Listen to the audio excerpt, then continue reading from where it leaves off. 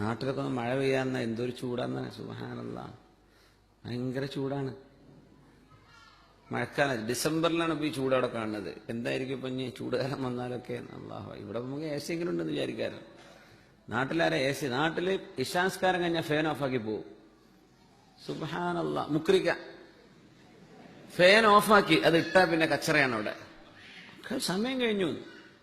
വഅന്നൽ മസാജിദ ലില്ലാഹ് ഫലാ തദ്ഉ മഅല്ലാഹി അഹദാ. പള്ളി അള്ളാഹ്ക്കുള്ളതാണെന്നാണ്. ഇശാ മഗ്രിബിന്റെ ഇടയിൽ സുന്നത്ത് നിസ്കാരം കഴിഞ്ഞാൽ പിന്നെ ഏതെങ്കിലും ഒരു മസ്ബൂക്കായി വന്നു ജമാഅത്തിൽ നടക്കുകയാണെങ്കിൽ പോലും ഇമാമിന്റെ ദുആ കഴിഞ്ഞാൽ മുക്രിക്ക് ഓഫാക്കി ഇറങ്ങി. പിന്നെ തൊടാൻ പാടില്ല. അനുവദിക്കപ്പെട്ടവരല്ലാതെ സ്വിച്ച് തൊടരുത്. സ്റ്റിക്കർ ഉണ്ടാവും. സുബ്ഹാനല്ലാഹ്, എന്താ ചെയ്യുക? എന്നിട്ട് മനുഷ്യൻ കൊതുകടിച്ച് നിസ്കരിക്കുക.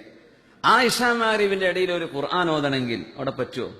ഫാൻ ഓഫാക്കിയ കൊതുക് ശല്യം എല്ലാ നാട്ടിലും ഇല്ലേ? ഒരു 2 യൂണിറ്റ് കറണ്ടങ്ങ് പോയാൽ എന്താ കുഴപ്പം? മനുഷ്യന്മാരിതിന് പൈസ കൊടുക്കണില്ലേ? കമ്മിറ്റിക്കാർക്ക് എന്തോന്നറിയില്ല.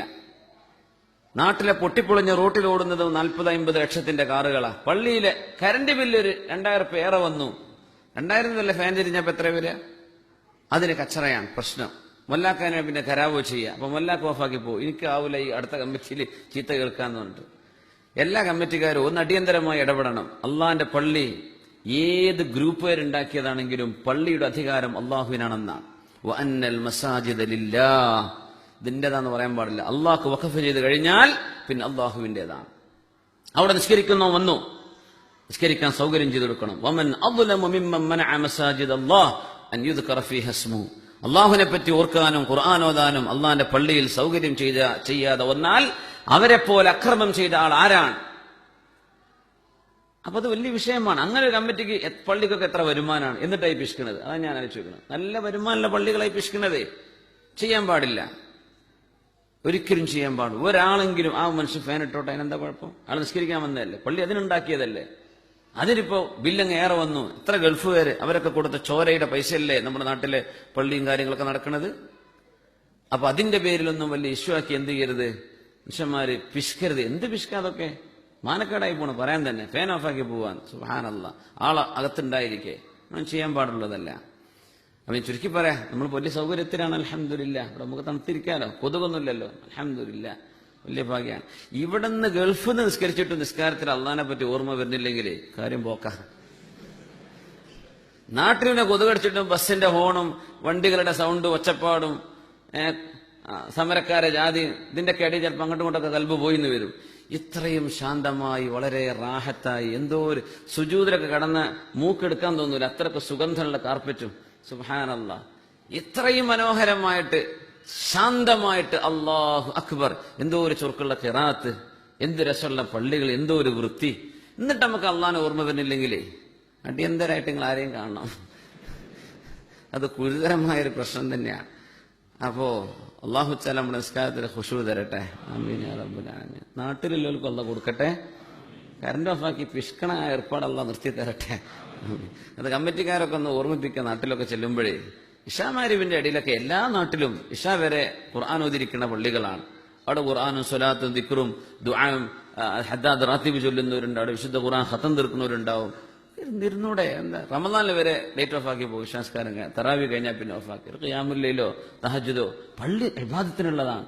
അവിടെ വരുന്നവർക്ക് ആശ്വാസപരമായി ഇബാദത്ത് ചെയ്യാനാ ആ ഫാൻ അവിടെ വെച്ചിട്ടുള്ളത്. എന്നാൽ ജമാഅത്ത് കഴിഞ്ഞാൽ പിന്നെ ഓഫാക്കാനുള്ളതല്ല. പള്ളിയിൽ വരുന്നവർക്ക് ഇബാദത്ത് ചെയ്യാനുള്ള സൗകര്യമാണത്.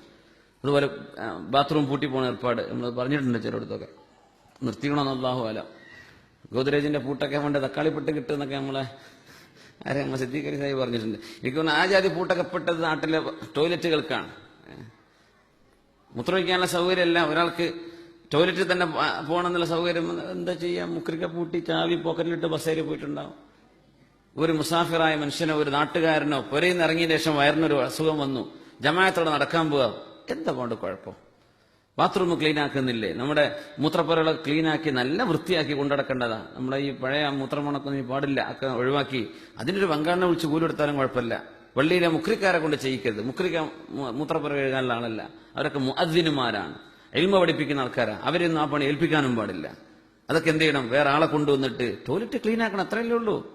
എന്താ അങ്ങനെ ടോയ്ലറ്റ് ഇരുന്ന അതൊരു അസൂയ, അങ്ങനെ സൂയിക്കണ്ടെന്നുള്ള ചോദന പോലെ. സുബ്ഹാനല്ലാഹ്, എന്താ ചെയ്യാൻ? ഇവിടെയൊക്കെ എത്രയോ ടോയ്ലറ്റുകൾ, എത്ര റാഹത്ത്, എത്ര മനുഷ്യന്മാരെ ദുആ കിട്ടും. അല്ലാഹുവേ, ഈ പള്ളി ഉണ്ടാക്കിയ ആൾക്ക് അല്ലാഹ് ഖൈർ ചെയ്യട്ടെ, ഞാൻ വല്ലാത്ത ഇടങ്ങേറായിരുന്നു, റാഹത്തായി. ഒരു ദുആ അല്ലേ? മറ്റൊരു ശപിക്കൂലേ? കണ്ടില്ലേ, മുല്ലാക്കാനും ശപിക്കും, കമ്മിറ്റിക്കാരും ശപിക്കും, പൂട്ടിട്ട് പോയിക്കുന്നുണ്ടല്ലേ. എന്തിനാ പൂട്ടിടുന്നെന്ന് അള്ളാഹു അലന്റെ ഉള്ളിൽ എന്താണ് വിലമതിക്കാനാവാത്തതെന്ന് അള്ളാഹു അല. അപ്പോ അള്ളാഹു സുബ്ഹാനഹു വ തആല കാര്യങ്ങൾ മനസ്സിലാക്കാൻ തൗഫീഖ് തരട്ടെ. സംഗതി നിസ്സാരമായ വിഷയങ്ങളാണ്, പക്ഷേ അതൊക്കെ ഉപകാരങ്ങൾ തടഞ്ഞു വെക്കലാണ്. വയംനഊനൽ മാഊൻ, മനുഷ്യന്മാർക്ക് ചെറിയ ഉപകാരം പോലും തടഞ്ഞു വെക്കുന്നവൻ മുനാഫിക്കിന്റെ സ്വഭാവമാണ്. പരിശുദ്ധ ഖുർആൻ പറയാം, വയംനഊനൽ മാഊൻ, ചെറിയൊരു ഉപകാരം അതും കൊടുക്കൂല. അത് മുനാഫിക്കീങ്ങളാ ചെയ്യാനാ, നമ്മൾ ചെയ്യരുത്.